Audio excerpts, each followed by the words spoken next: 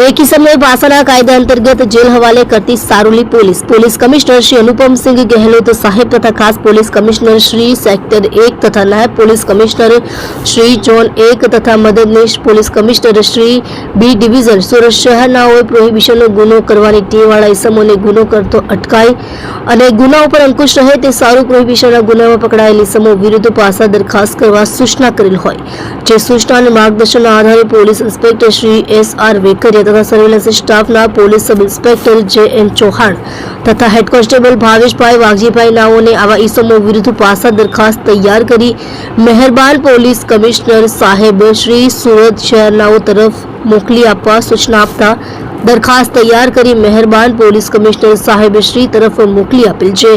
પાસા દરખાસ્ત mayor police commissioner સાહેબ શ્રી નાઓ દ્વારા મંજૂર કરી પાસા હુકમ કરતા બુટલેગરે ઇસમને પાસા હુકમની બચાવણી કરી મધ્યસ્થ જેલ અમદાવાદ ખાતે મોકલી આપી પ્રશંસનીય કામગીરી કરેલ છે।